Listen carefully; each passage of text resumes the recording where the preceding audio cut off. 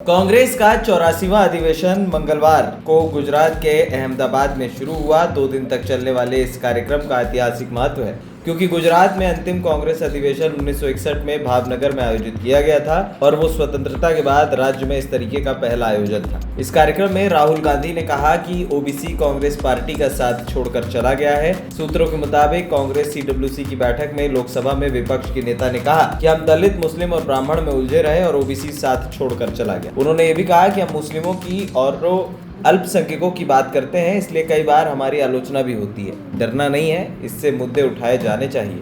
कांग्रेस ने कहा कि आज अहमदाबाद में हुई विस्तारित सीडब्ल्यूसी की बैठक में सरदार वल्लभ भाई पटेल जी के विचारों पर गहन चर्चा हुई और उनसे जुड़ा प्रस्ताव पारित किया गया। प्रस्ताव में तय हुआ कि सरदार पटेल जी की राह पर चलकर कांग्रेस किसानों के अधिकारों के लिए संघर्ष को तैयार है, नफरत छोड़ो भारत जोड़ो की डगर पर बढ़ने को तैयार है। संविधान सम्मत मौलिक अधिकार, देश के मेहनतकश मजदूर और कामगारों के अधिकारों की लड़ाई लड़ने को तैयार है। संसाधनों के न्यायपूर्ण वितरण के लिए नए संघर्ष को तैयार है। सांप्रदायिकता के उन्माद को रोकने के लिए संघर्ष को तैयार है। वैमनस्य और विभाजन को हराने की लड़ाई के लिए तैयार है और कांग्रेस के कार्यकर्ता भारत के प्रजातंत्र और संविधान की आजादी की इस लड़ाई को धारदार बनाने के लिए न्याय पथ पर चलने के लिए संकल्पबद्ध है। कांग्रेस के दिग्गज नेता राहुल गांधी और सोनिया गांधी सुबह करीब 10:30 बजे अहमदाबाद पहुंचे। हालांकि लंदन जाने वाली एयर इंडिया की उड़ान में बम की अफवाह के कारण उन्हें आधे घंटे देरी से पहुंचना पड़ा। कांग्रेस की बैठक के बाद दोनों नेताओं का शाम को साबरमती आश्रम जाने का कार्यक्रम था। इस बीच प्रियंका गांधी अभी तक अहमदाबाद नहीं पहुंची। हालांकि 80 अन्य कांग्रेस नेताओं के